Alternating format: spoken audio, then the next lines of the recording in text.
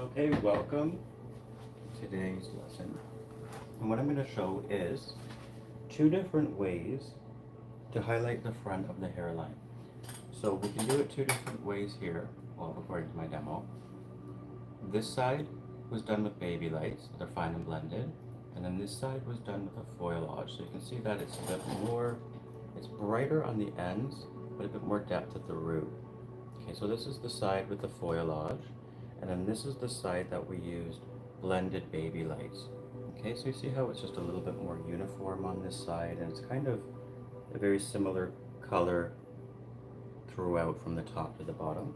Whereas with the foliage, we have some more contrast happening. We have a bit more depth at the root, and the lightness on the ends becomes a bit more solid and brighter compared to the side with the back-to-back baby lights. Okay, and then after we demonstrate that, I'm going to demonstrate two different ways of just highlighting the hair.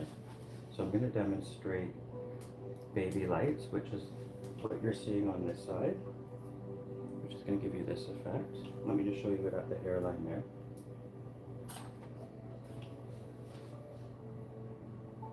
Okay, so this is our side with the baby lights running through it. And then this is our side with the slices running through it. So it's just slightly different, a little bit heavier.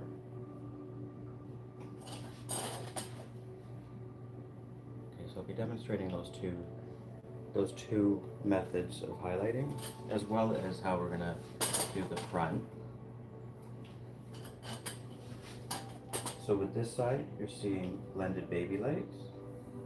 Okay, they go a little bit closer to the root, they're a little bit more uniform looking. And then on this side was the foliage, where you're going to see a little bit more depth of the root. By the time you get to the ends, it's going to be pretty bright and dimensionless there. Difference between the two sides.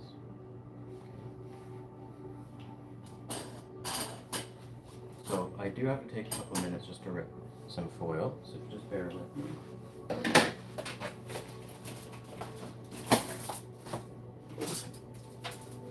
So feel free to jump in with any color questions that you might have in the meantime while I'm getting everything ready.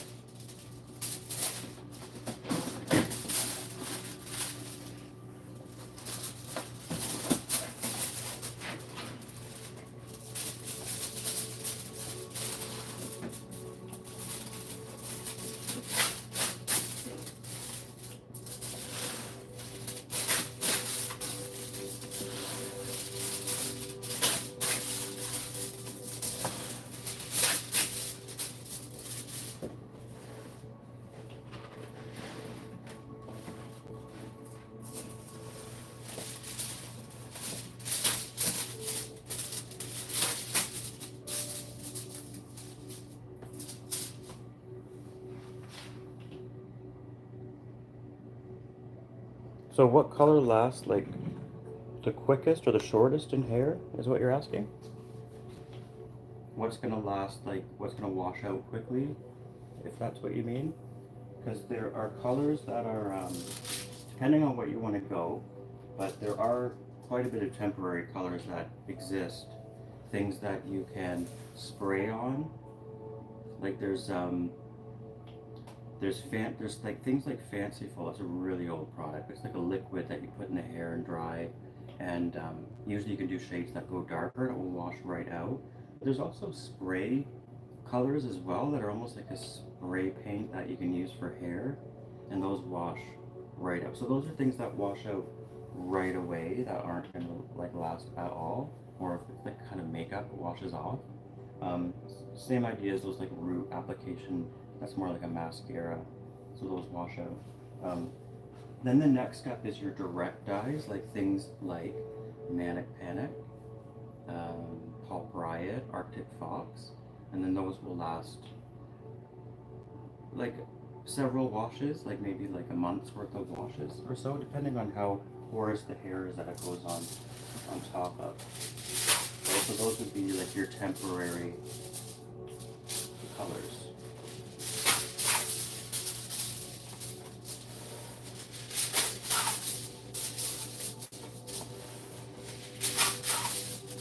Okay, so for a color to wash out completely, it has to be labeled as a temporary color.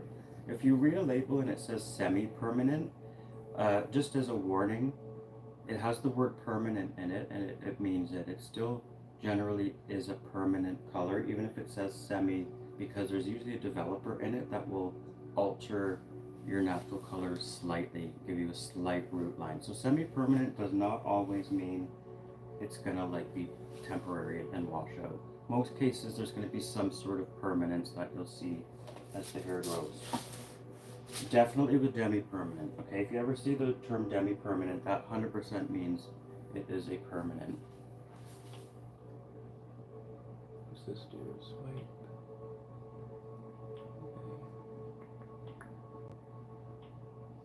Oh, there we go. Hey Dre, how's it going? I'm just cutting some foil up.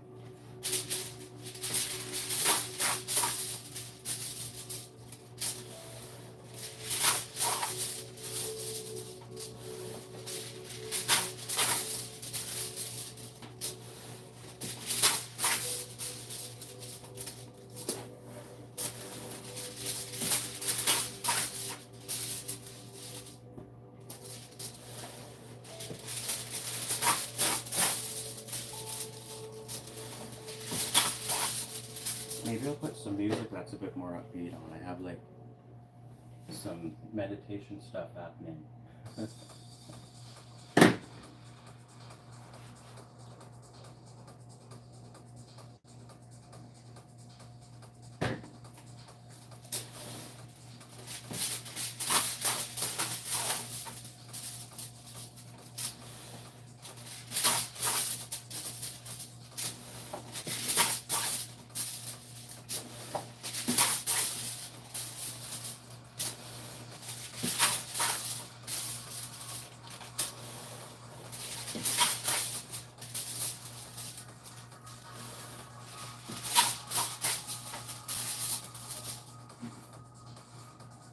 Actually, you know what? We're going to scratch that. The demo I was going to say we're going to do on this mannequin, we're not going to do that.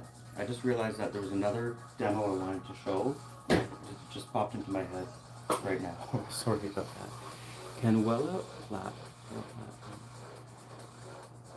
Okay, so Wella Pale Platinum and Lightest Pearl. Yes, it can be mixed together. What is that though? Is that Wella Color Perfect, or is that like, what Wella sub-brand is that? Doesn't change my answer, I just want the Blonde Or toner. Yeah, so absolutely you can mix the Blonde Or toners together.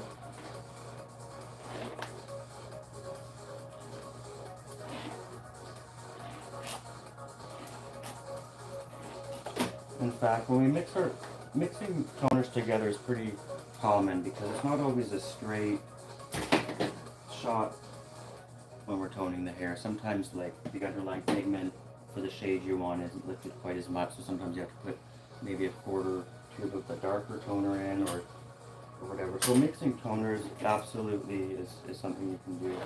And pretty much every line. I can't think of any line where you can't mix them. Okay, so one thing we haven't really shown on here is the bleach technique called the platinum card.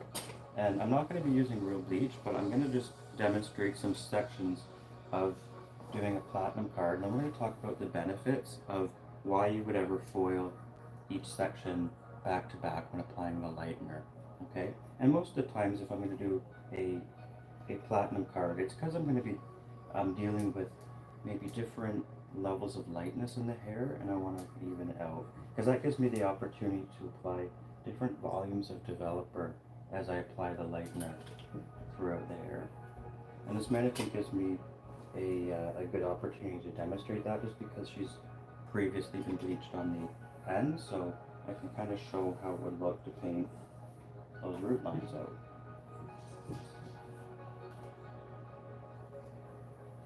Alright. Alright, so how much foil do I have? I'm going to rip just a bit more because platinum card does take a lot of foils.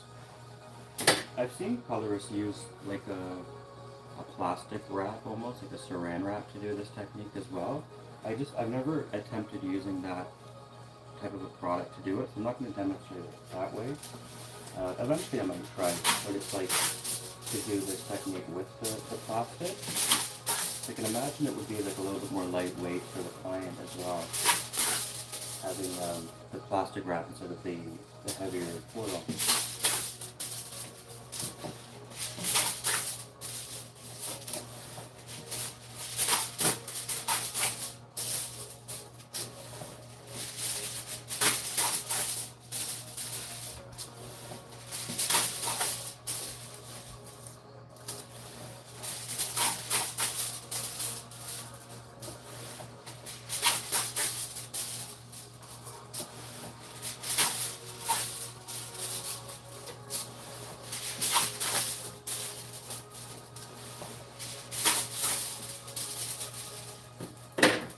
Alright, that should be enough to get us going.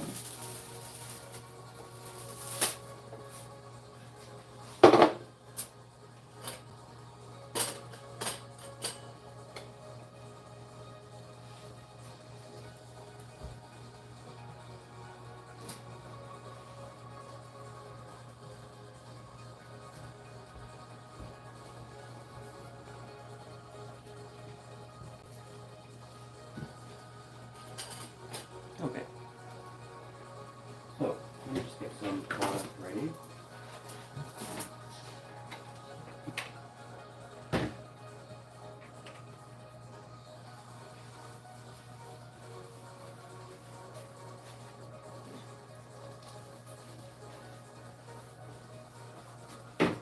Okay, so as a reminder, I'm not actually going to be using I'm not going to be using real lightener, I'm just going to be using a conditioner. So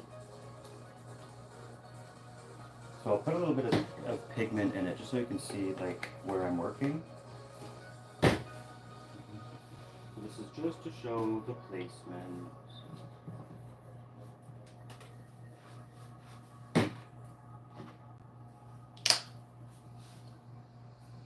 So start with like a little bit of white. And then just to make it look like a bleach, let's put a little bit of blue in it.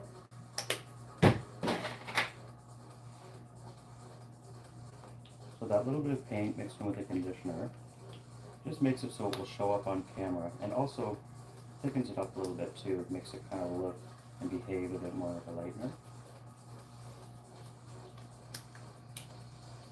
Behave as in like the texture of it, not like it's not going to be lightening the hair or anything. Okay.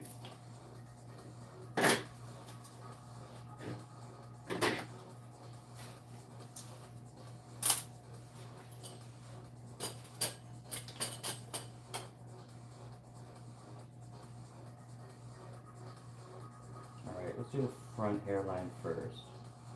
I'm just going to take a straight section like this, and then we'll kind of foil it utilizing the hairline angles here just to make it easier. Melissa, thanks for the follow. Okay, so let's start on this angle right here at the bottom.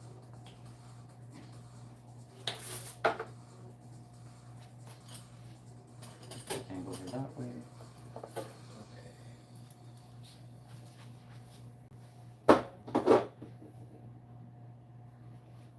Okay, so we'll just take our initial slice here at the front.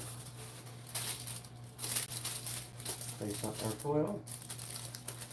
And then the benefits of this technique is when we're lightening all of the hair, is we can go right up to the root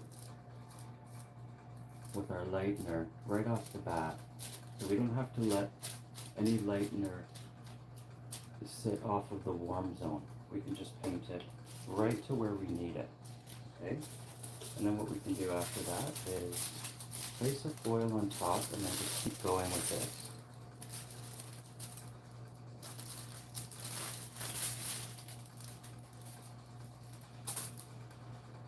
Take the next slice.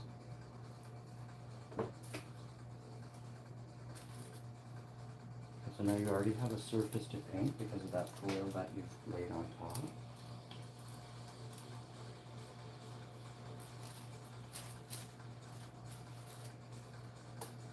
And then just careful with your overlap, not to overlap where you don't want to.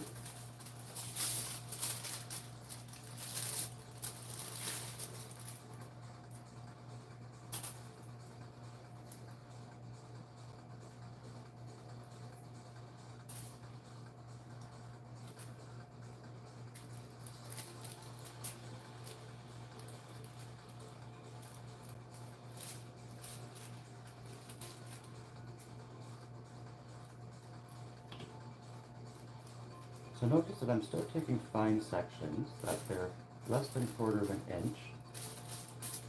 So just ensure that you've saturated the hair properly before moving on and placing your foil on top. So the benefits of this technique is that the first 1/2 inch of hair at the top, it's not going to be affected by the warm zone as much when we layer the foils like this. So when we apply the lightener without using the foils in between, we don't put the hair on an even playing field the same way as it's happening right now. So that this 1/2 inch of hair at the top, it's not being affected by that warm zone the same way it is when we don't have the foil, when the color is just applied. So it evens the playing field out on the hair so that all of this hair will lighten at the same rate as opposed to if we just like apply this all over the root.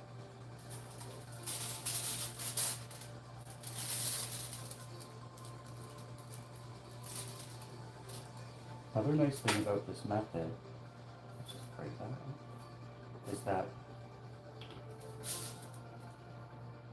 you can do it in sections. So if you take a long time to do applications, you can always kind of break it into like maybe 4 different parts and do them kind of as you go, not foiling like the whole hair at once.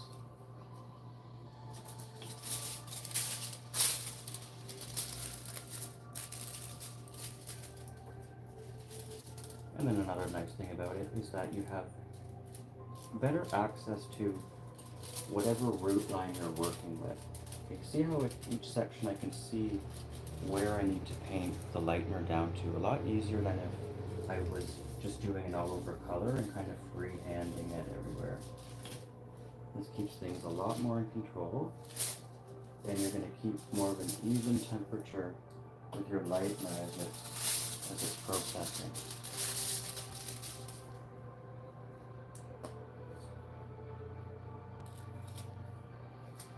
You can do a platinum card by doing whatever sectioning you use for a full foil. You can do that same sectioning. Just do all of your slices back to back like this. So if it makes it easier on yourself to just follow your regular full foil pattern, then do that.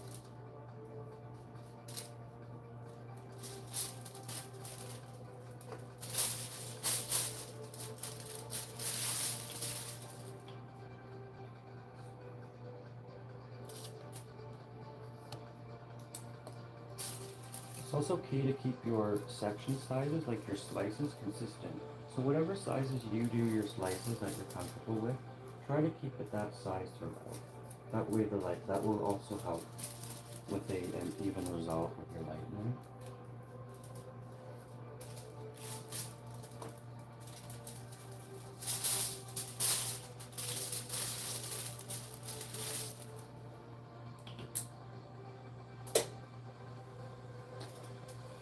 Don't shove it onto the face. Yes, that's actually a good point. Let's not slap our clients' faces with the tin foil.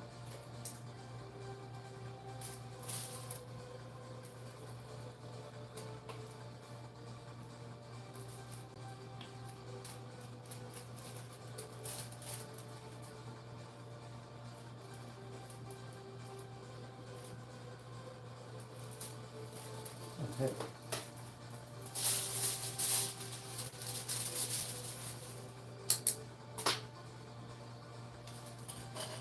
Okay, I'm going to try to angle this so I can look at the screen a little bit better.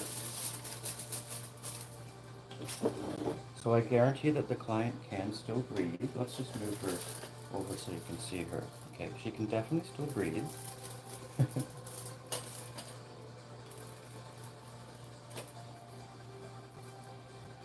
Okay, I'm just gonna move it this way so I can look at the comments better and not have my back to you guys.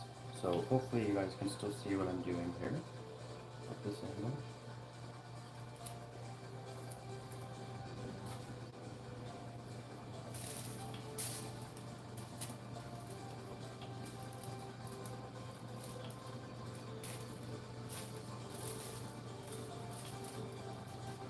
Okay, and you're going for even saturation too with your lightener, so try to apply this nice and evenly.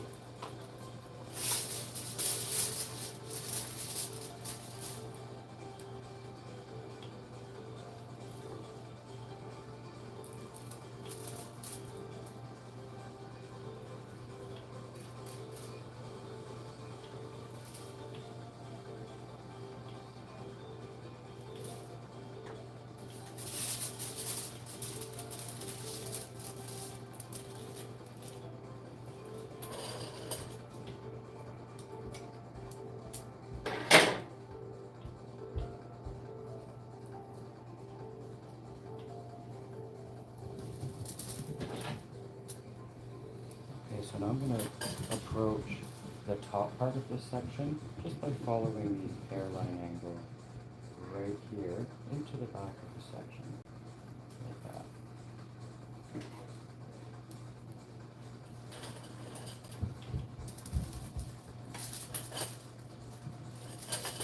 Okay, let's just see what we did there.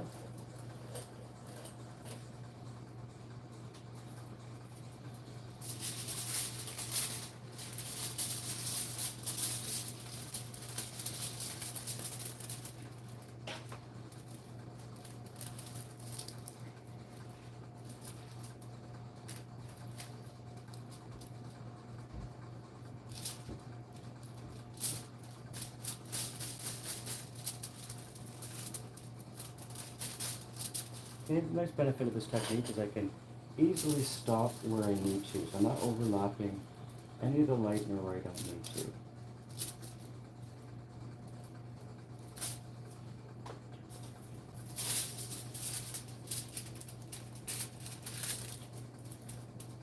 Okay, and then that foil protects it from mushing around with other hair that it might end up getting more lightener on the end than it needs to if it wasn't separated with the foil.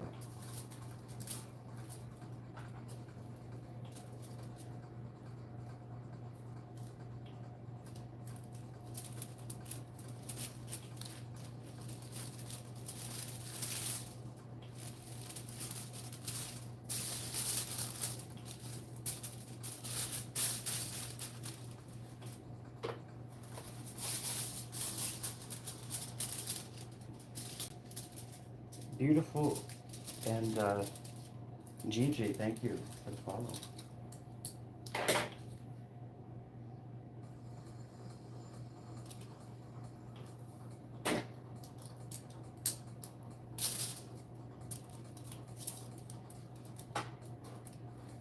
So just as a reminder, this is technique generally is called the platinum card, and it's when we're foiling the hair back to back in order to lighten it with using a lot of control, okay, with the foils.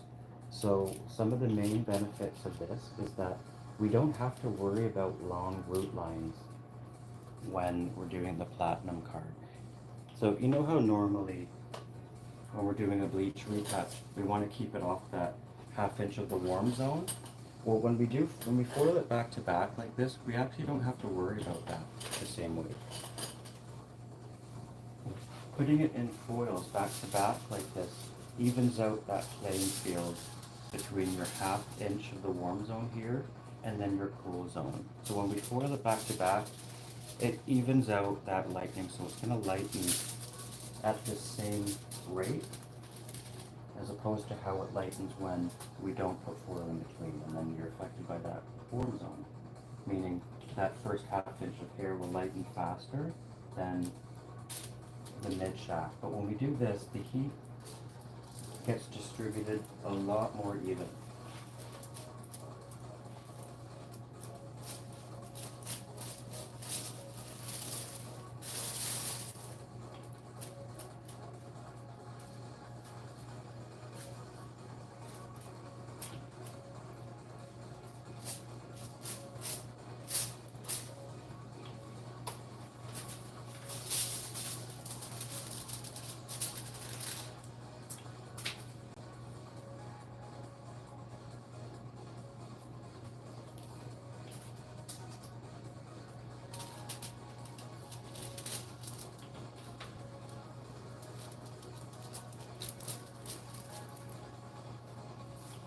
Move my stuff over to the side. Get a little closer. There we go.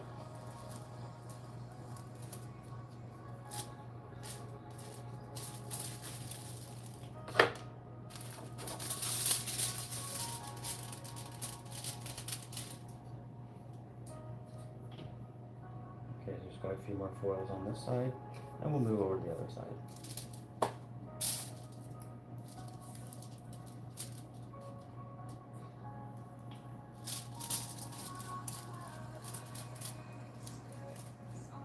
If you've seen that episode of the Kardashians where Kim gets her hair done for the Met Gala, it's this episode's like quite old, like maybe like 5 years old or so.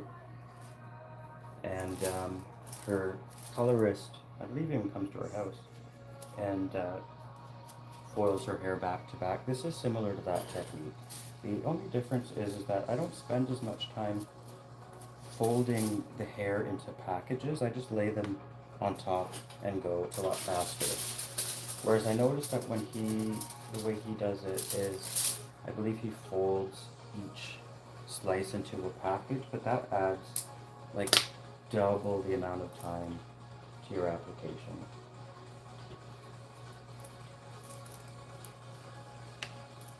I also find that layering it like this is way easier to rinse after because you're able just to slide the foils off.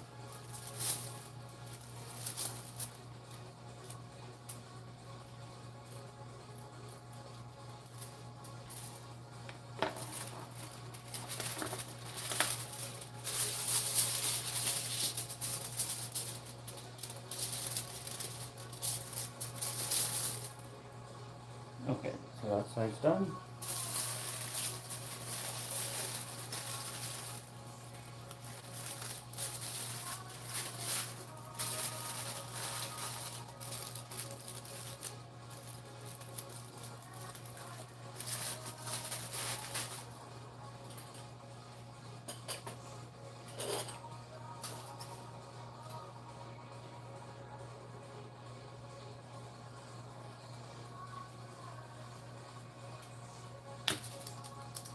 All right.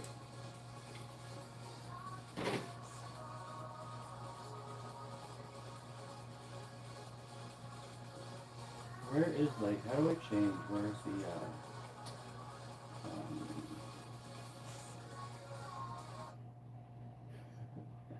I don't know how to change. Okay. So I took that section a little bit fast. I didn't really explain what I was doing. So the way I take the front hairline section here is I follow the angle of the hairline until about there, okay, the curve, and then just curve down behind the ear, and then that gives me this shape here. And then what I'll do is I'll just divide the top from the bottom. So we'll foil the bottom part on that angle, and then we'll foil the top part on this angle. Okay, so just split it into two for that reason.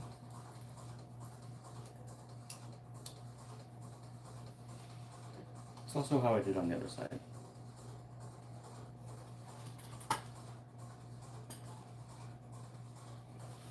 So super dope. Herringbone section. I think it is called that sometimes. Like, this is similar to how I'd be sectioning it for a face framing highlight. But what I'm demonstrating is a platinum card. But as I was explaining before, you can section the hair for a platinum card the exact same way you section it for a highlight, if that makes it easier for you. So you're just sectioning the hair as you would for a highlight, but you're taking slices and foiling them all back to back. So the other side had lightener on the ends, and this side didn't. So this would be applying it root to end. Oh, sorry, super dope. The ends did not achieve the color I wanted. So it would help if you tell me what you used exactly and try to describe your natural hair or what your hair was like before you put it on. But it will help if you tell me like the exact shade you use. Even if it's drugstore, I know drugstore colors as well. I can always help with that.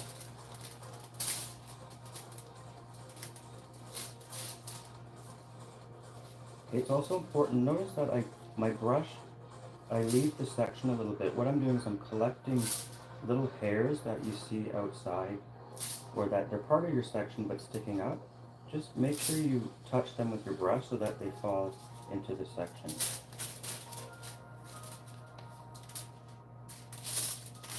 You don't want to leave any short hairs behind if you're doing a platinum card and expecting all the hair to be lightened. It'll be really obvious if you miss any short hairs.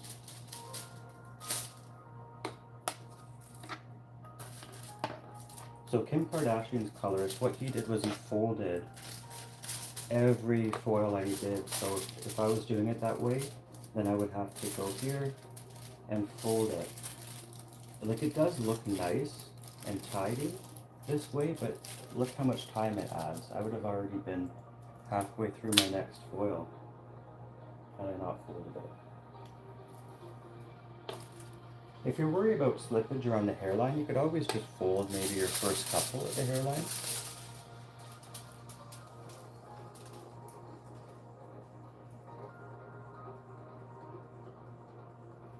Okay, I'm confused. So you went to a hair, it's naturally black. And now it's blue with a blonde shampoo. Like, did they bleach the hair really light?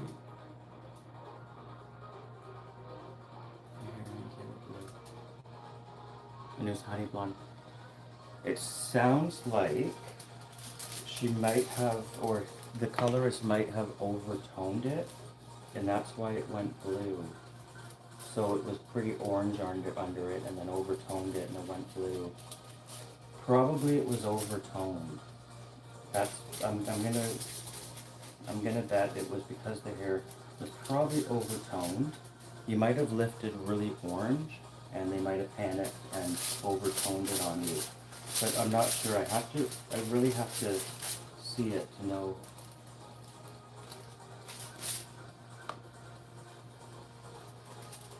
So the roots was golden, the ends turned out ash. Yeah, almost sand. Okay, so what happened was the highlight, or the light color is it's uneven. Sorry, it's like too warm at the root, and then it's like bleached out at the end. So if we put the same toner root to end, it's gonna maybe look nice here, but gray on the ends. The option for that is you have to use two toners. So there'll be one toner for where you're yellowy and orange, like orangey at the root, like more golden. There'll be one toner to achieve the honey blonde there, but then we need something completely different to fill the gold back in to the end. So it's just a matter of using, like, what you could do is grab something called like a conditioning color mask, something that's in like a honey tone, like a golden conditioning color mask. You can get them at Sephora. There's a few different brands, but it's a conditioner. So yeah, you just did it, that's fine, because these conditioners can be used as toners the day of the service. Like, sometimes if clients have really damaged hair, I usually tone them with a direct, like a conditioner, like what I'm talking about. I usually will have them start using a color conditioner as their toner, because it's more guaranteed to actually work in the hair. Okay? Sometimes when the hair has been lightened too much, it might not accept conventional hair color the same way. So like our toners that we use, that we mix with a developer and put on your hair, if the hair's too damaged, those don't really work anymore. So something like these conditioning color masks, they will work in that case. Yeah, that's fine, you can do that.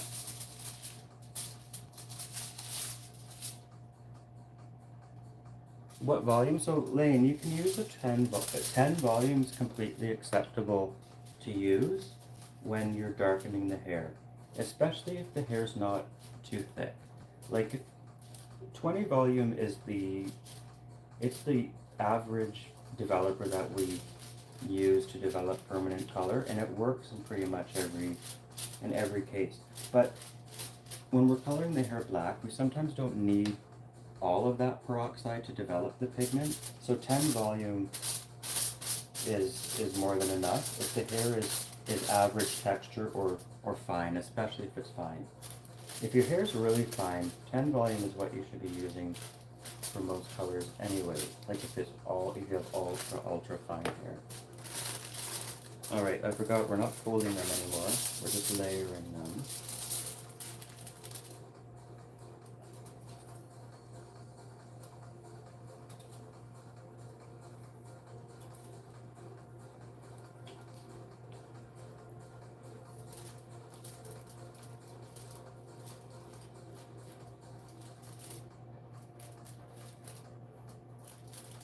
Foiling keeps the lightener off of all of the plant's skin too, right? Like, because it's not, like sometimes when we're doing it all over bleach, the hair can kind of like move around and touch.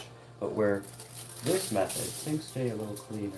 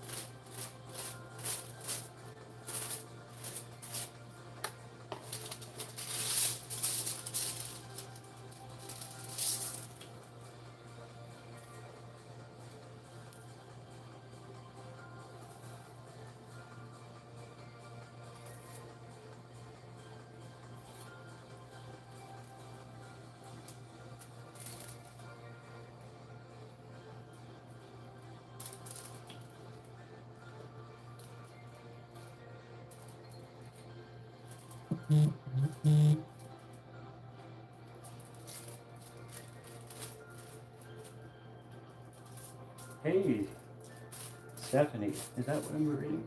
Steph, but it's with like numbers and stuff. Okay, what I'm doing right now is demonstrating what's called a platinum card. This is when we bleach all of the hair, but you do it by foiling each section back to back. And there's a couple benefits to doing doing it this way, even though it takes longer.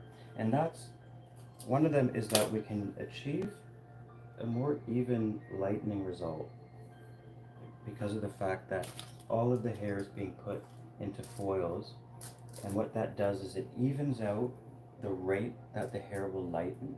Because when we don't do it in the foils, we have a warm zone right here, and that warm zone can lift a lot faster than the rest of the hair, but foiling it like this evens that playing field out quite a bit.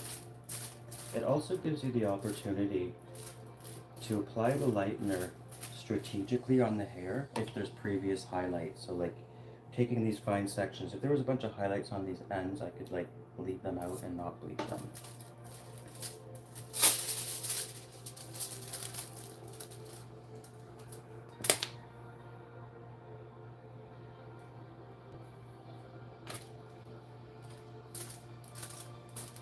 So when the hair is really dark, like say we have someone who's naturally like a level 2, we want to get them as light as we can our first bleach. We could go in even with a lightener that allows you to use 40 volume, and we could do this technique.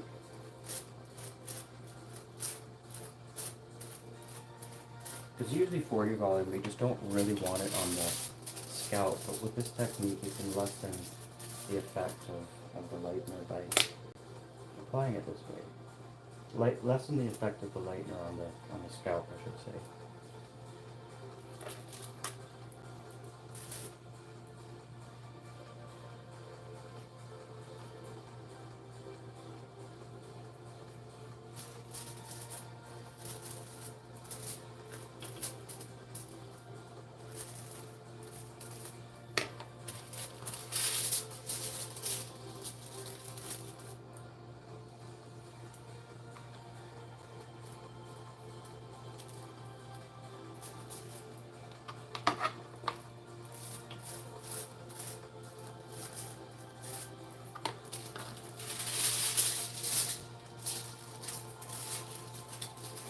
And just fold the edges up so you can see your next section a little bit easier.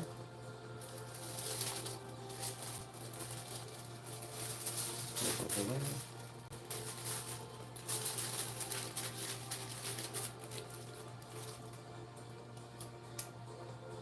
And move on to the top.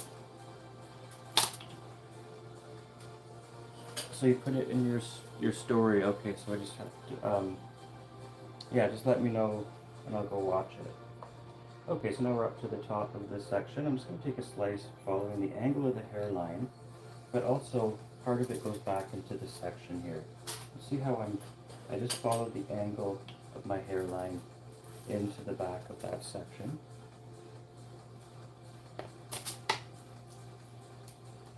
There's a view from the front.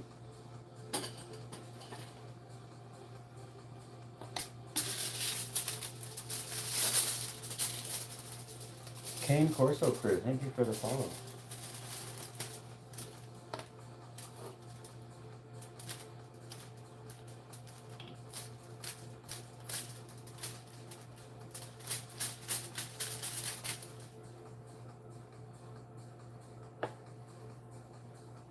And Kimmy, thank you.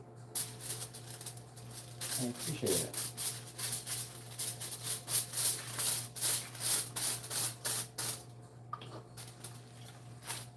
I like to have the hair laying as flat as I can when doing this technique as well. So have foils that will accommodate the length of your hair as much as you can, just so it can avoid flipping any hair up like I just did there, so that the hair is nice and flat. It helps with your saturation, because I know that this layer of lightener is going to make it all the way through that section. You don't want any dry spots. Excellent. Well, welcome. I'm glad you're here.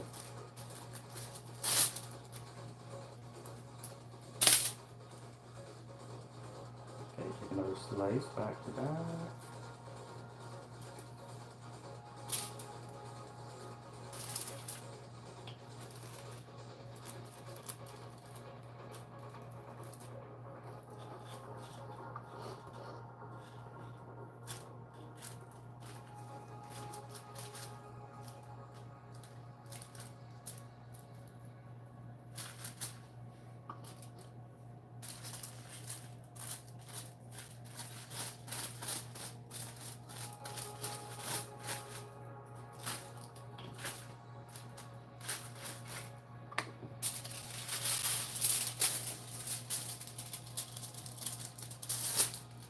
Okay, so we're making our way through the front hairline. Just a few more slices to go.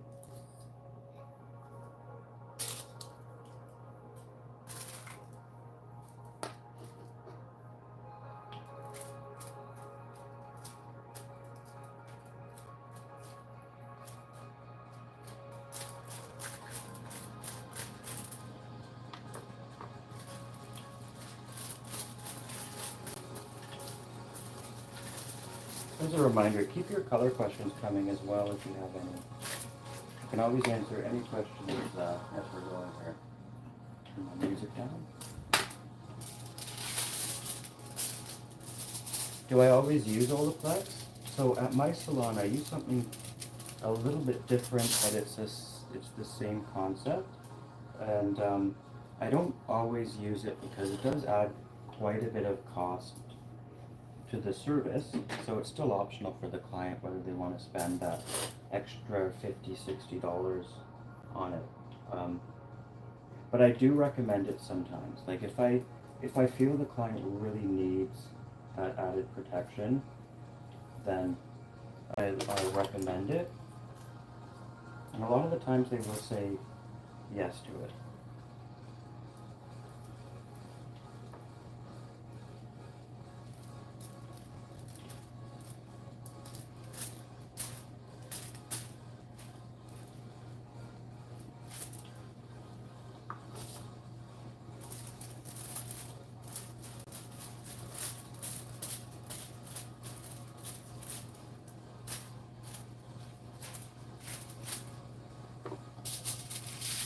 Actually, I automatically put it in tip outs. If I'm doing a tip out, I just put a bit of the bond repair into the lightener I'm using for a tip out. I don't even charge it just because it's like that's just like a little detail. So if they didn't officially get like the bond repair service, if they're getting a tip out, I'll still put some in anyways.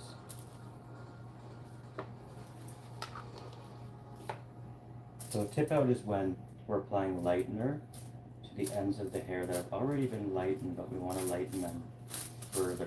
Or same as wet balayage. So I'll put bond repair into the lightener if I'm doing a wet balayage. So wet balayage is when, well for me, a wet balayage is when I've done a highlight service. We've rinsed out the lightener, rinsed it out to tone, but before I do that, I apply lightener to the ends in certain places, but usually using a balayage type of a technique. And that's for when we have clients who they are almost happy with how light they are. Like they're the ones that say, can we just go like a bit lighter? They maybe mention that a couple times when they come in. When you run into that, that's usually when you have to do your wet balayages, so that you're lightening the ends of their hair just a little bit more than what your highlight accomplished. Okay, because you know how you don't want to be like pulling through your lightener when you're doing your highlights. You want to have more control over how long that lightener's on. So instead of pulling the lightener through as you're doing the foils, I'll wait until the end and do a wet balayage so that I can have control over how long the lightener is on the ends, because it's usually done at the sink. So 20 volume light and lightener on wet hair as a wet balayage, you can lighten the ends like a level or two in about 5-10 minutes. It's a great way to get those clients like a real, like that, just that much more bright when they're wanting that. And your highlight service isn't enough. And sometimes tip outs, you might maybe not want the lightener on quite as long as the highlight will be processing. So wet balayage is a good option when you're running into that.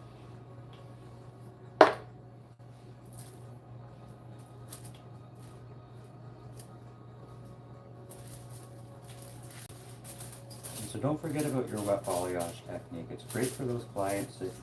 We all have them. We all have the client who is just never really blonde enough. They left the salon the last time saying, you know, they love how light it is, but every time they come back, they want to be a bit blonder. That's usually what your wet balayage is for. How long? About 28 years I've been doing color. Since Bill Clinton was president.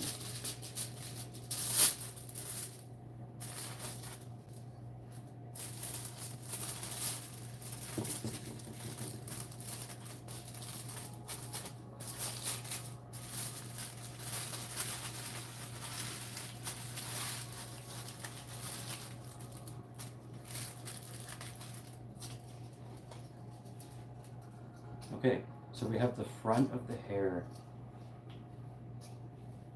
foiled with our platinum card. So now what we can do is just divide the back into two sections. But before I do that, what I'm going to do is just create a, what do you call it, diamond shape. I'm going to create a diamond section, or a rhombus, I've heard it called. So here's the front of the head here. I'm just going to follow those 2 points that you're seeing. So here's the front of the hair where our 2 sections meet, creating a upside down V. And I'm just going to take these 2 points here and follow them to the back of the crown. Let me do that and I'll show you how that section looks.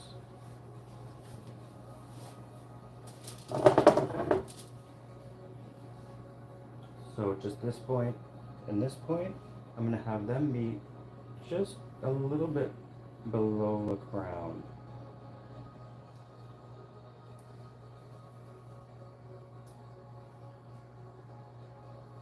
Okay, so a bird's eye view of this section is going to look like this. One sec. So here's the front, and then there's the bird's eye section of that. Okay, so we're going to retake that section, and then what we'll do is just follow the point here all the way down to the back of the middle of the head, and then that will divide the remaining hair into 2 sections.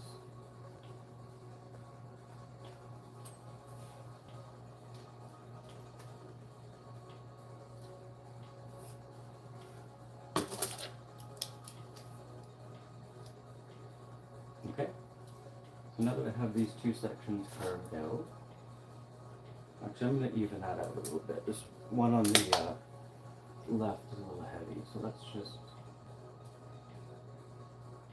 even that a little bit. Okay.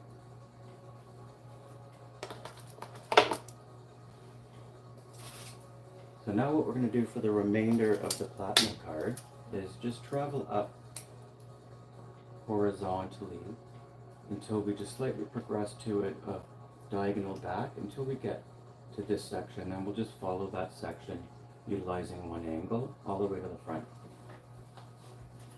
It will make sense as we get going.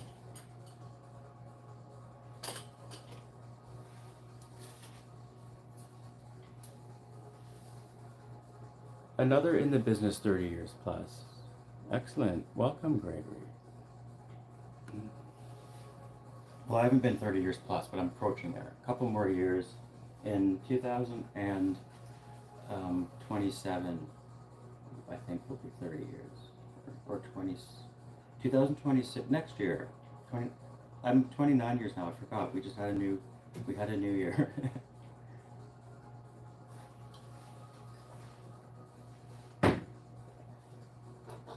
We just had a new year.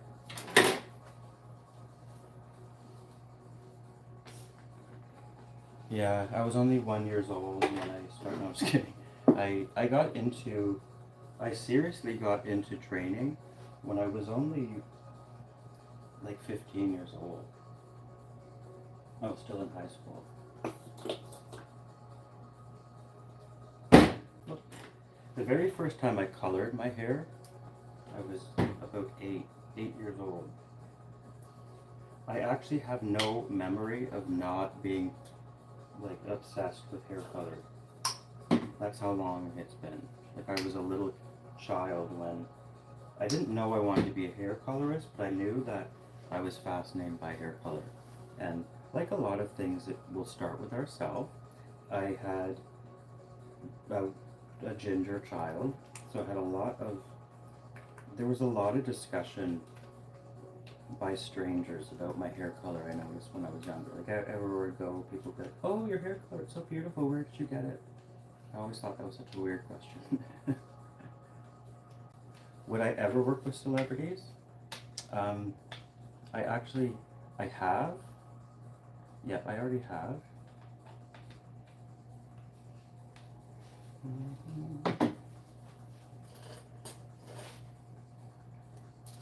Not that I feel like that's like super bragging rights or anything.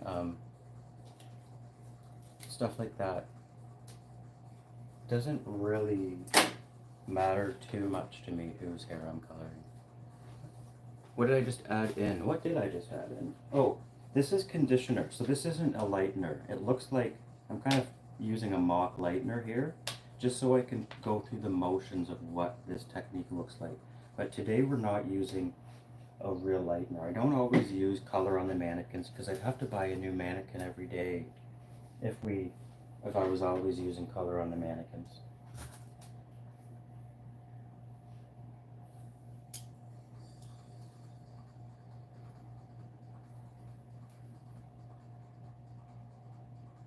Actually, I'll tell a little story about celebrity coloring if you want to hear it. So, like, I'm from Burlington, Ontario, if anyone knows where that is.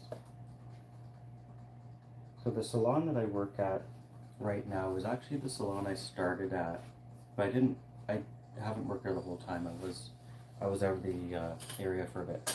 But if anyone knows who Ryan Gosling is,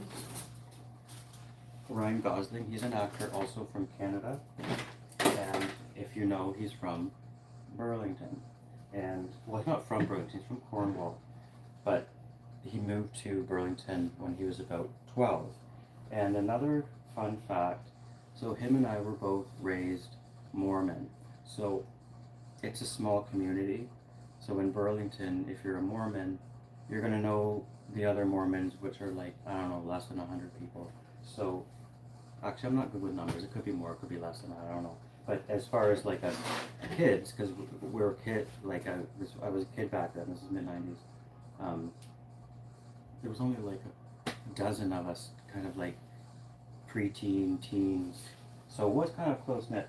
So long story short, like grew up with him, his sister, and my older sister are still good friends. But yeah, so I used to color his hair sometimes back then.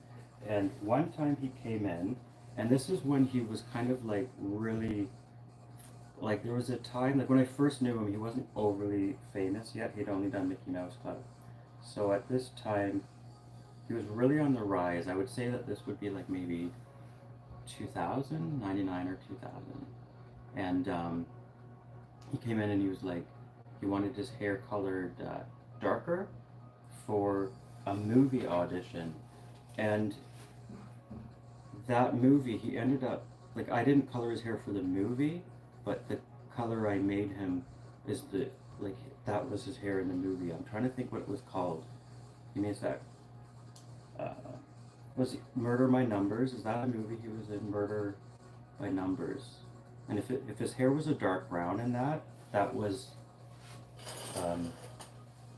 something I tried on him first before he went like to actually do the movie, because I think it was months in between me coloring his hair dark and him actually filming. So, but I think it was his choice to darken his hair for that audition. So it was his idea to go in with the dark hair, and I did it for him.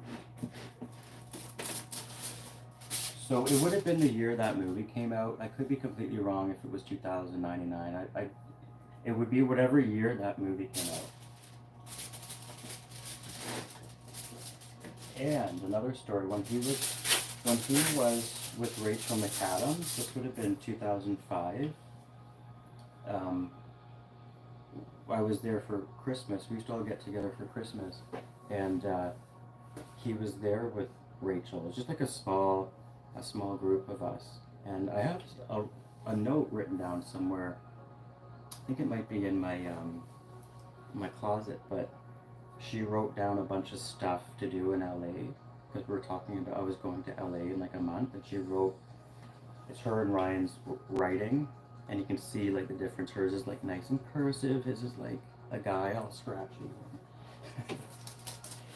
And their suggestions were like the most like out of touch stuff that I was just never going to be doing. Like I think one of her suggestions was, it was, oh, get a room at the Beverly. What's the pink hotel? Is it the Beverly Hills Hotel or something like that? It's like a big pink old hotel, really expensive. It's like, get a room by the pool, and it's like, I'm pretty sure I didn't even look into how much that would cost, but I don't even think I made in a year what they'd be asking to just rent a room by the pool at the Beverly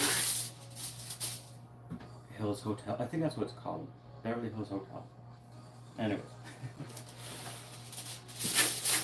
There's a point to me bringing up her. Oh, because, so she was in a magazine, she just did a magazine shoot that day. Her hair was pink, and that Beverly Wilshire, no it's not, that's from Pretty Woman. It's called the Beverly Hills Hotel, I'm pretty sure, and it's pink. Beverly Wilshire is that's the one in Pretty Woman, right? So, yeah, so there's points. She just had her hair colored pink, and then she was on the cover of a Canadian magazine, I'm pretty sure.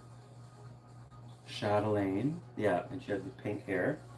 And Ryan was nominated for an Oscar that year, so the Oscars was coming up, and I was excited because his sister Rachel asked if I would go and color their hair, like do their hair color for when they were going to go to the Oscars, and I would have to travel down. But long story short, never happened. And I think they might have even broke up like around that time. I'm not saying that's the reason why I didn't go. If you look into it, there might even be like articles written about it because I think they broke up around that time. But she didn't go to the Oscars with him that year, so like she didn't even go, if I remember correctly. So there's one story someone did ask about if I would ever color celebrity hair. That's one story about it.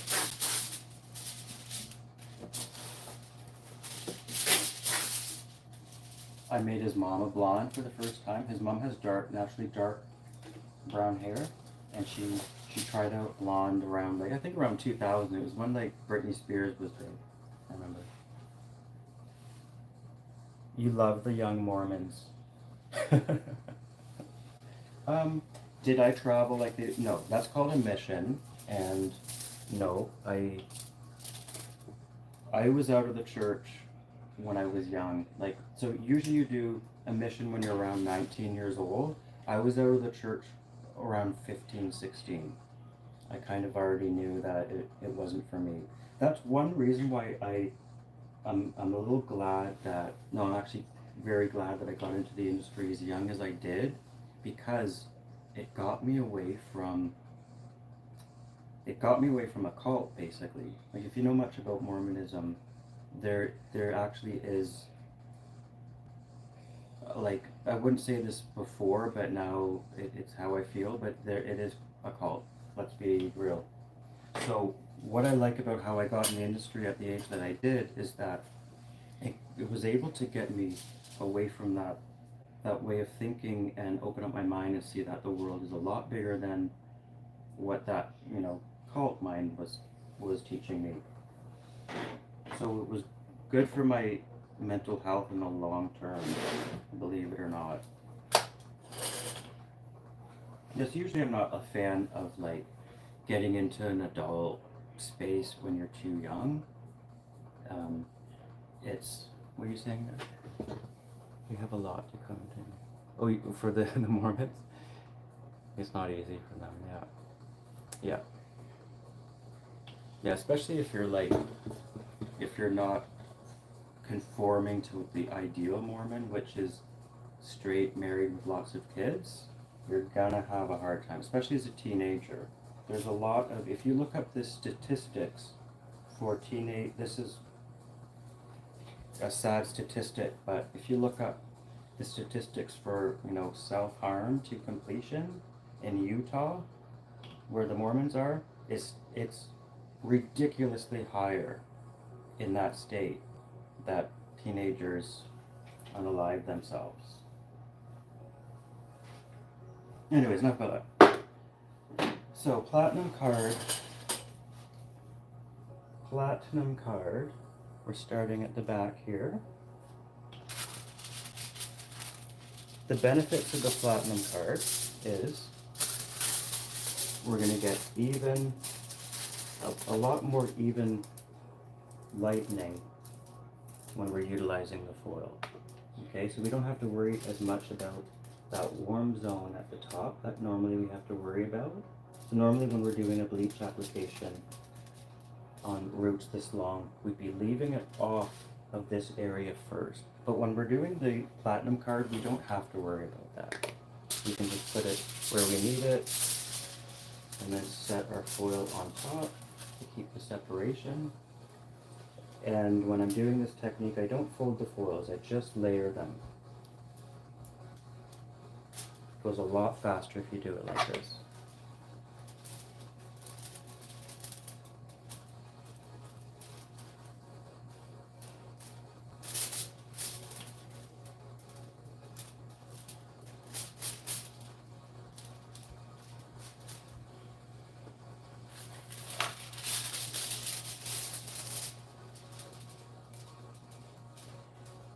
How do you get an assistant job? So Emily, how far along in school are you, if you have done school?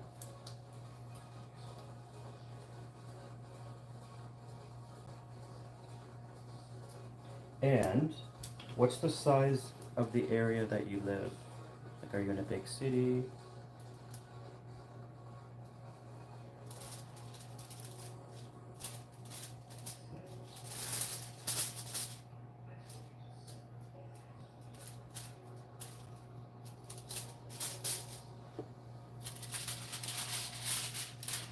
Oh, awesome. So you got your license, you're graduated, but you're still having a hard time finding, and you're in Dallas, Texas. All right. I've been to there. I used to go to the Tony and Guy Academy. So, it's pretty, is it competitive like the salon industry where you are? Like you say you've applied to a lot of salons.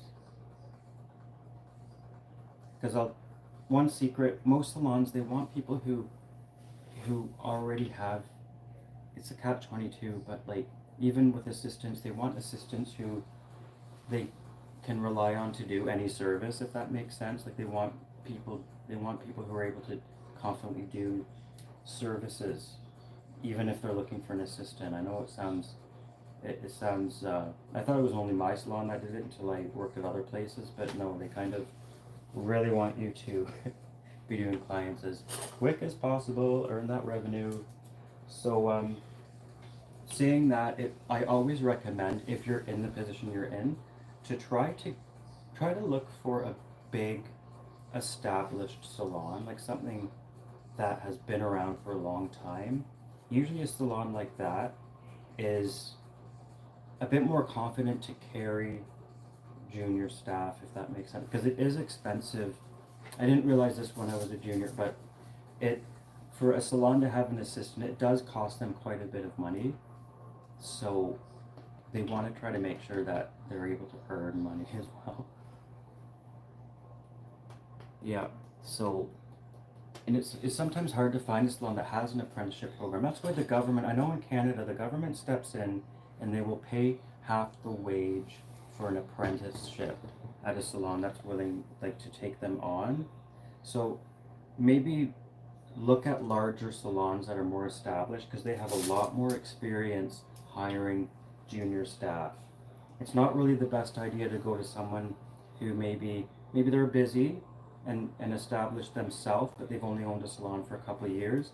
That might not be the salons to apply to because they might look like they have everything going on, but they're not always really in the position to hire people and take that on because it costs them a lot of money.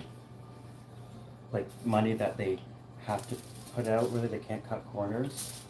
So, because they're paying you a wage, because a lot of us are hired on commission once we're established, so they don't really worry about paying us that much because if the clients don't come in and see us, they don't make money, we don't make money. Whereas like a apprenticeship, if the salon doesn't make money, the apprentice still makes money. So hopefully that's all making sense.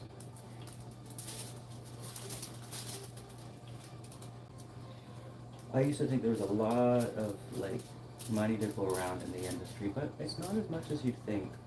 Salons are expensive to run. You know, some salons are money pits, especially depending on the product you use. Wow, I work in a Nevada salon and shit, their product costs are atrocious.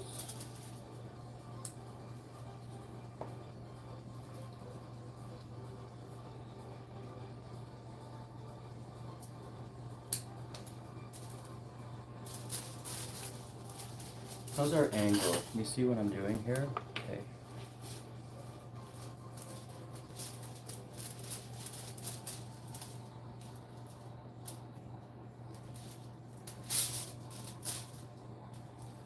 Do we still have from Texas who asked about um, oh, Emily. Emily, look into Tony and Guy training. I know you're already licensed, but sometimes going to like an academy like that might set you apart as well if you go to Tony and Guy. Okay. So what's the difference between Salon Dye and Sally's Dye? Okay, so Sally's Dye is It's okay. Oh. So Sally's is what's called consumer professional, and then something from Cosmoprof is just strictly professional. So the Sally's color is a step up from box color. Like it is quite a bit better than box color, but it's still a step down from professional. So like your Wella color charm, some of your shades, they're not gonna quite have the same pigment density. Like professional color just has access to stronger stuff. That's like, long story short, the consumer pro stuff, there's going to be some aspects of it that just aren't going to be as strong as what we have access to in the professional stores. Okay, so usually the difference between like drugstore color can get a bad rap sometimes. People say, oh, it's harsh and it's this and that. It actually is, it's weaker than professional color in most aspects. What it gets a bad rap from is just improper application. So it's not inherently bad. It's just any bad application is gonna be a problem. I've heard that too, lava attraction. I have heard a lot of buzz about avocado oil doing this and that. I haven't tried it out. I sometimes kind of wait until I hear it from some of the bigger companies, if that makes sense. Like, I just really haven't looked into it. And premium developer, I'm not really sure what they're meaning by that though.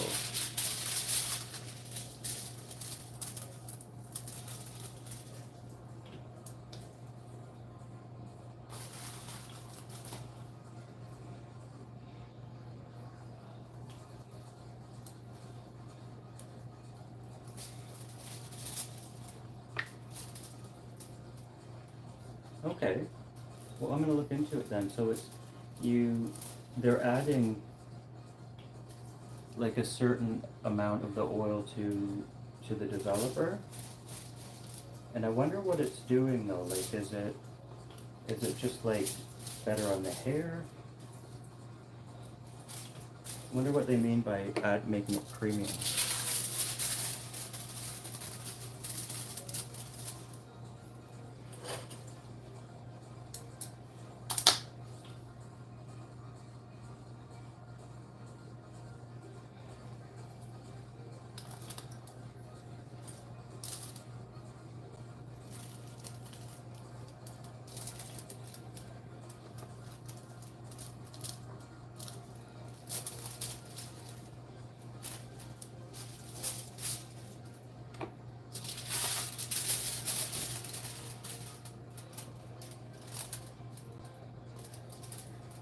Polysorbate 80 around the hairline for stains. Okay, I've never heard of that either. My trick for stains around the hairline, and it works for me pretty well, is first I'm heavy with the application. Heavy but neat though, like not like slopping all around, but like you want to really make sure that the color isn't going to dry out. But I also make sure that I'm try to be as perfect as I can without having color on the skin. So, but your job's not done there for preventing stains. And I see this often, and I feel like most people don't really know about this trick. And if they do, they maybe forget about it. I don't know. But I do it every single time. So when we're washing the client's color off, you bring them to the sink. Before you even turn the water on, you have to emulsify that color right off. So I rub the hairline and then just loosen up that color, and then I don't wash off what I did there, I wipe it off. So then you take one of the salon black towels and then you wipe the skin again before any water has touched it. That's very important. It has to be before any water has touched it, because once the water touches it before this, you won't be able to release it off. I don't know why it works that way, it just does. So dry hair, so when it's still dry, no water, you emulsify it and then wipe it off with a towel. And I never have dark stains, unless it's like level 2. Like that's like kind of, can't really do too much about that, but it does come off a lot more in that level 2 when I do it like that. And some people do that as well. They put shampoo on it. So they, like what Lava's talking about, cigarette ashes. I've never tried the cigarette ashes. It's kind of, I don't know, it's kind of gross. We're putting cigarette ashes on people's faces.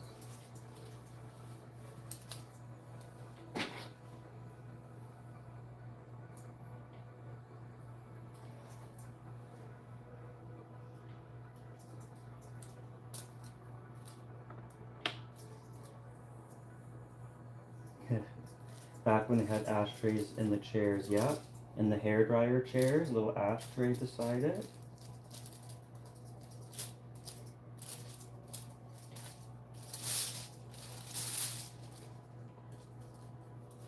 I remember when the airplanes had ashtrays in them, in the armrests. You couldn't use them at that point. Like by the time I remember airplanes, I think smoking was already banned on airplanes, but the ashtrays still existed.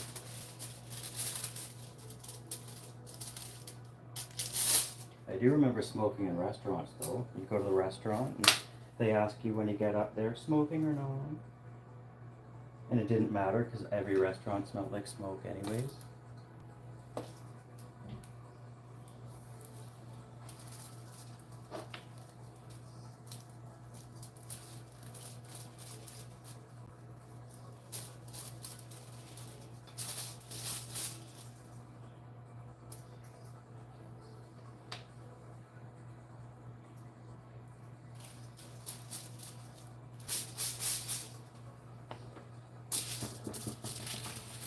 And you just put that on the skin first. Okay.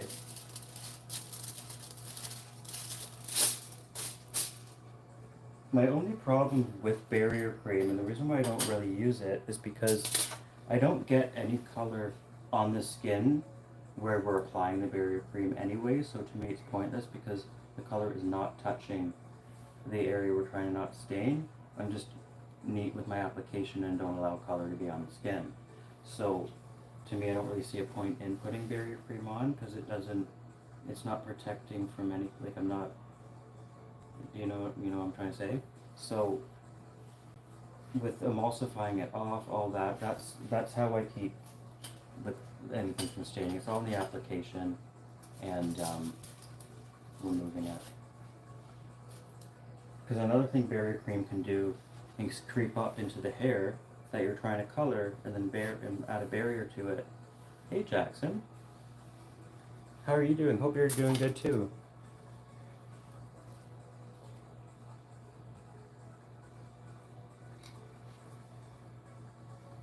So, I'm not trying to knock barrier cream, I'm just explaining it for myself why I've never really gotten into using it or feeling the need to use it. Alright, gotta cut some of the foils here. Let me check something quick. Okay, alright. I've run out of foils, so I'm just gonna cut myself some quickly. Let me get back to you.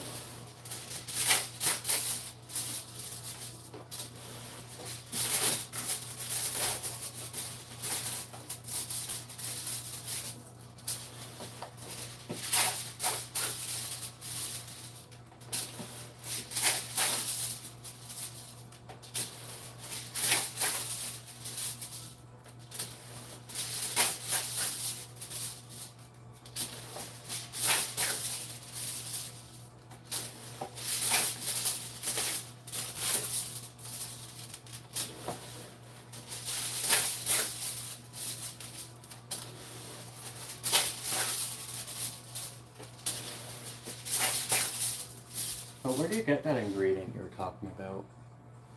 My color looks good? It's my natural.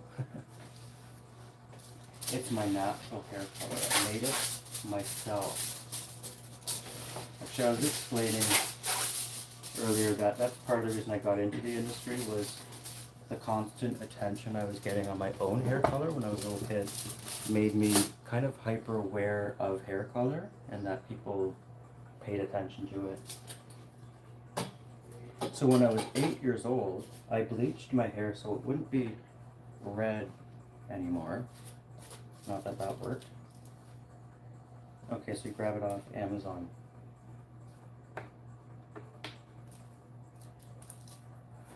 Kimmy, what was my foil tip? I already forget what I said.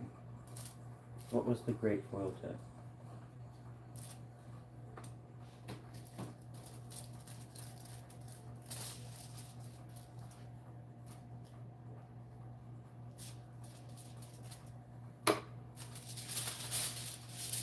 Oh, yes. So when doing my home demos, I like the Great Value foil because it's lightweight, which is similar to the foil that we use at the salon. Like at the salon, we don't have thick foil like Alcan or Reynolds or whatever that give you paper cuts.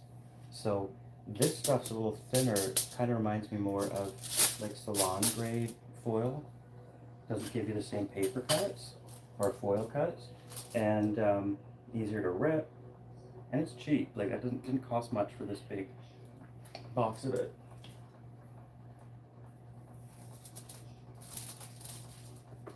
Because you know, if I was to be buying like Foil It or no, what's that company called that I'm always using, Framar, it'd be like 3 times the price, 4 times the price.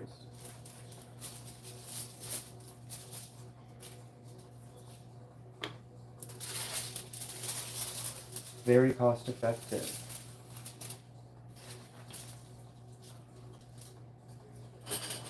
Sorry.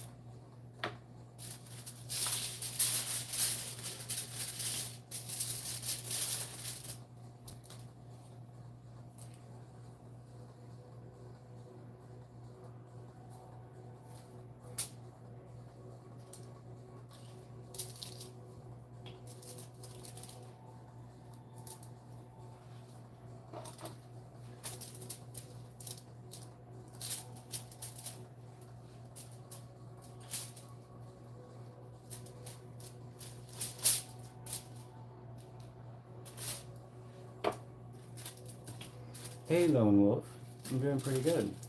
And thanks for the follow, Leslie. What is my favorite color line? Oh, I get asked this a lot, and I don't think I ever really answer it because I don't have an absolute favorite color line. I love little things about all of them. Right now I'm working with Aveda, and I'm liking Aveda at this stage of my career because Aveda is pretty much 100% customizable. Like it's all customizable. Like you make the shade using pure tones and all that shit. So I'm liking that right now because it's giving me flexibility, and I can kind of stretch my legs as far as like creativity goes when creating colors. Yeah, so what I'm doing a platinum card, and when we're doing a platinum card or a full bleach using back-to-back slices, there's a couple benefits to it. So let's say this was a real bleach I was doing, and we want to, pre-lighten all the hairs as even as we can get it. So if we look at just this strand, for instance, you'll notice that we already have some bleach, and we also have a huge ass root line. So if we were just doing this, like going section, no foil, we would want to be taking our time and having the lightener off the warm zone first and apply it only to there. So doing that section by section without the use of the foil, things can get kind of messy, and it kind of overcomplicates things a little bit when we're having to do all that at once. So at least with when we're doing it with the foil, I don't have to worry about leaving it off the warm zone up there. I can go right from that warm zone to my line of demarcation here all at once. I don't have to worry about leaving it off the top first. I can just go root to ends or root to the demarcation line, and then lay a foil on top and then move on. Okay, so this is going to help me achieve a more even lightness, but it's also going to help keep me from damaging ends where I don't want it to be on.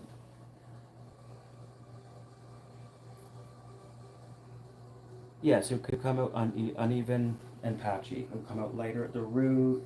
We might end up losing some control down here where we're meeting the demarcation line. So at least with this, we can keep it all nice and organized.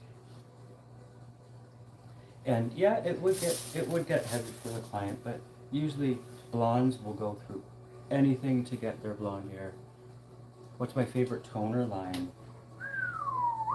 It used to be Shades EQ forever because they were the original, the OG acid semi-permanent color line.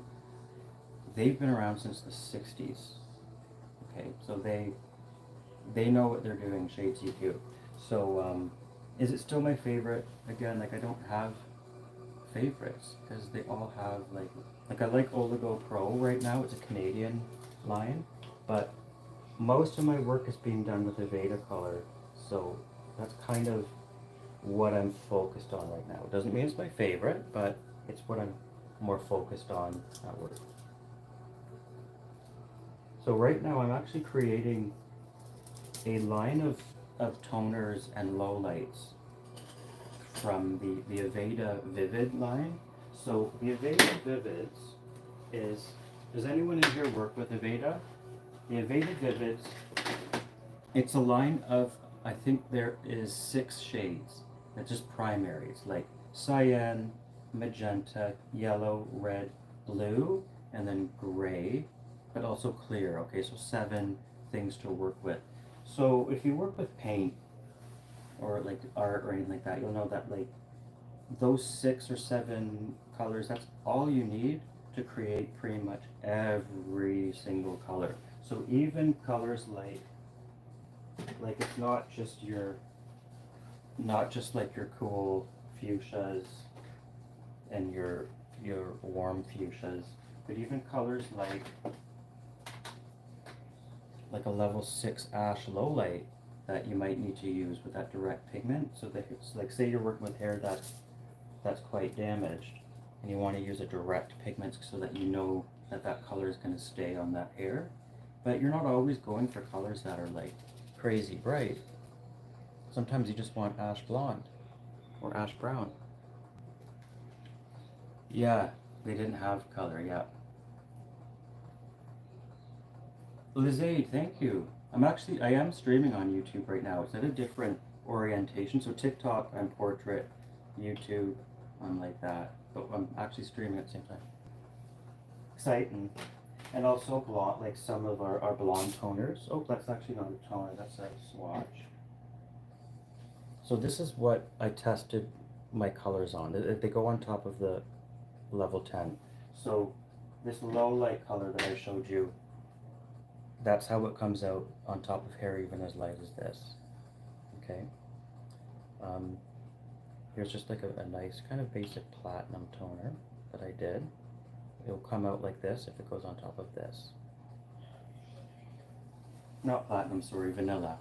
Vanilla, not platinum. No, it's platinum.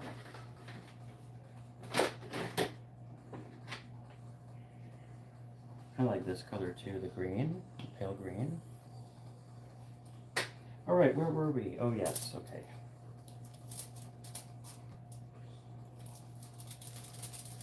So what I mean by I'm creating a line is that I'm making formulas and testing them all out and like showing them on swatches. So like the formula to create these colors is all written down right here. So I'm not actually like inventing a color line. I'm just taking the shades that they have and scientifically making these shades. Like I'm using a microgram scale to come up with the formulas that I'm testing. So if you work with Aveda, I'm gonna have that available for you guys to look at soon. There actually is some of the formulas in the channel right now. So I'll have a complete list of them soon.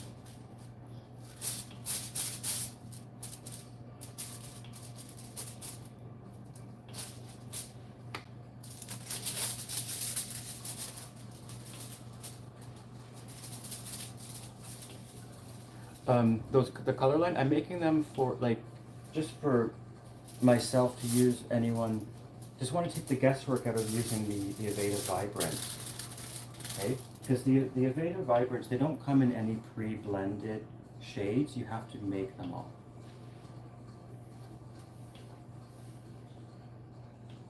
Are you talking about gray blending? Like how I feel about gray blending, like when we're creating gray? There's definitely a lot more options nowadays, a lot better techniques. There's one creator, she might be here, but she might be on Instagram. I can't remember how I saw her, but she charges like upwards of $1,000 to do a gray blend. But her technique for doing it can take all day.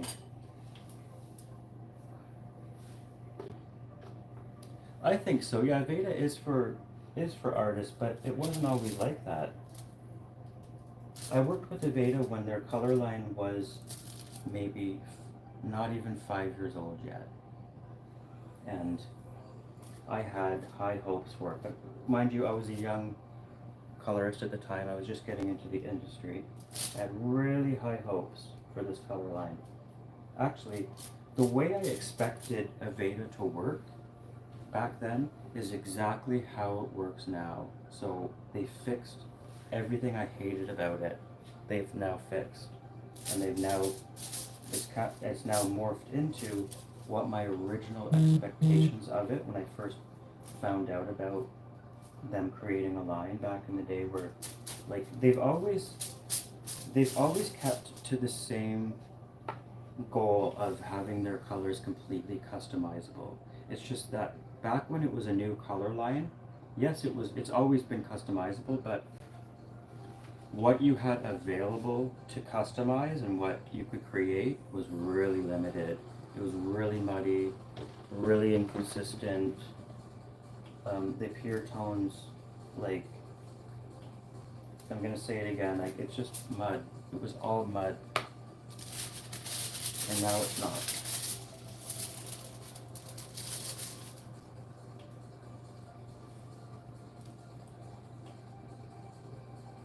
So I'm glad it's gotten to where it was, because as it was being developed by extremely creative, knowledgeable people. It's just that it had such a long way to go from where it came from that I kind of lost hope early on with it, even though it was being created by people who were like really visionary with it. It's just that it was limited, like the formulation or whatever it was just too limited at the time. But I do believe that those original visions from how it was being created in the beginning was held on to, because it has turned into what I really feel like it was supposed to be. What does that mean? STSTSI. Miami. Yeah, Liz Aid, if you want to come up to Canada, I'm near Toronto.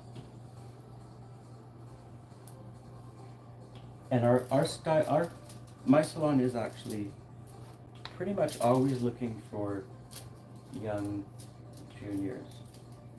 That's why I recommend larger salons, like the salons that I work at, because they usually are looking for juniors, and they can afford juniors. Okay, usually if a salon has like a staff of like 20 or more, they're definitely affording a few juniors.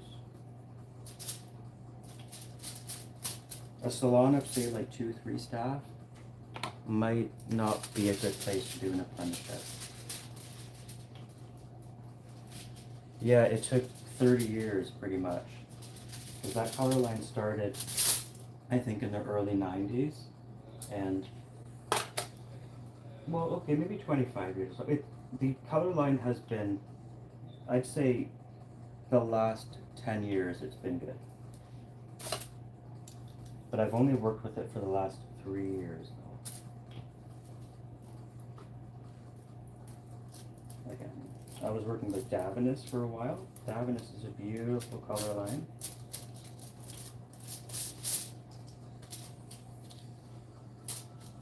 Takes a learning curve though, because Davinus tends to be, their color is a little bit, like their pigment weight, a little bit translucent.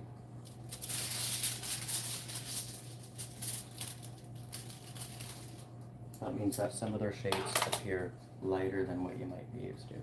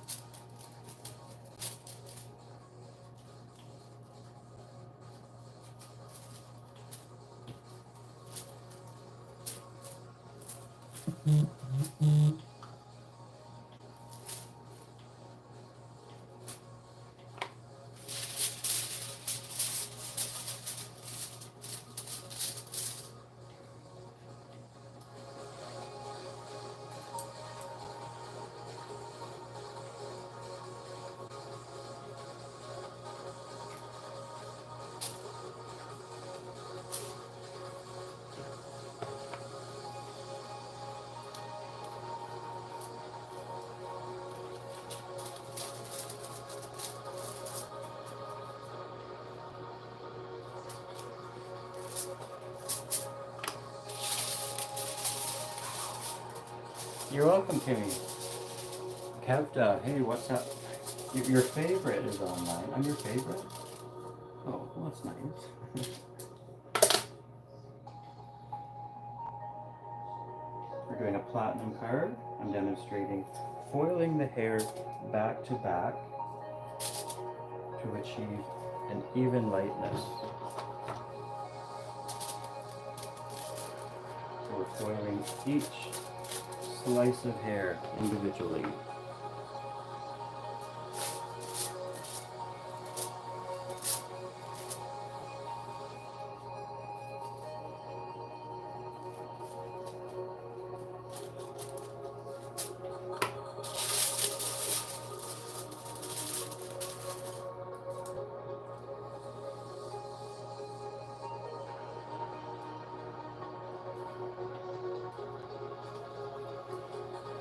And so if you're working with an assistant on this, you can always have any section that has already been in for an hour, they can wipe them off. Or you can go in and do that. Depends on how you want to work. So those foils in the front that have been in for an hour, they can probably be wiped off at this point, or you can just let them process depending on the developer you use.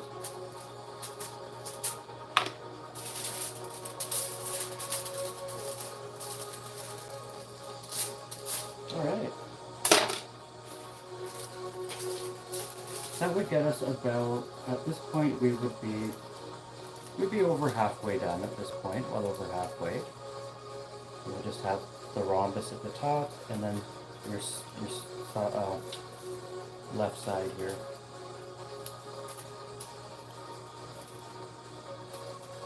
Okay.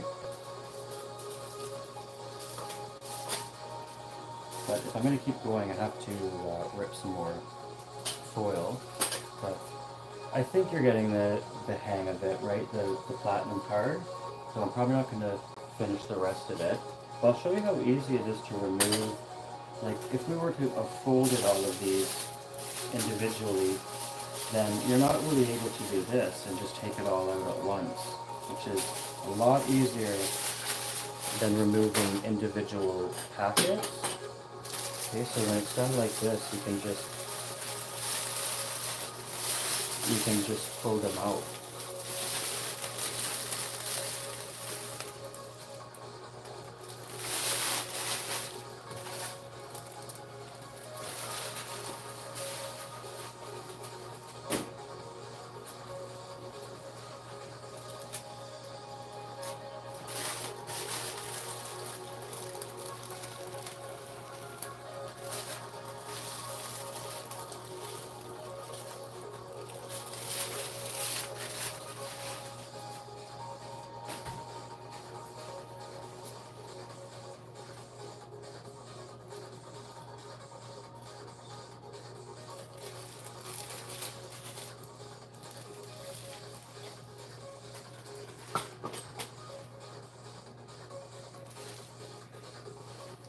Alright, so you see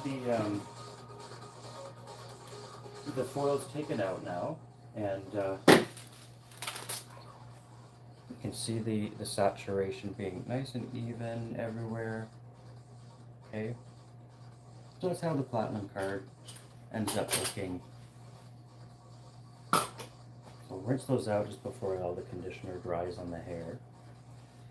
Alright.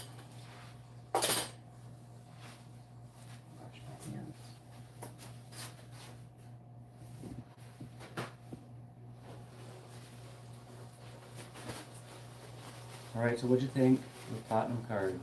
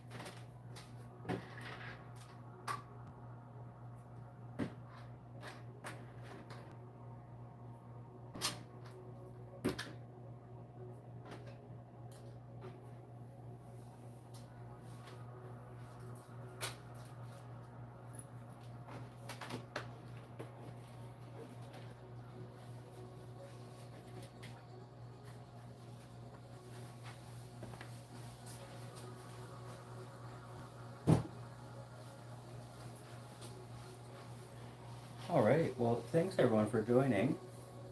Hey, how's it going? I'm just about to head off, because I'm getting hungry for lunch. But thanks for watching the platinum card so far, and I should be back a little bit later today. So take care, I'll see you.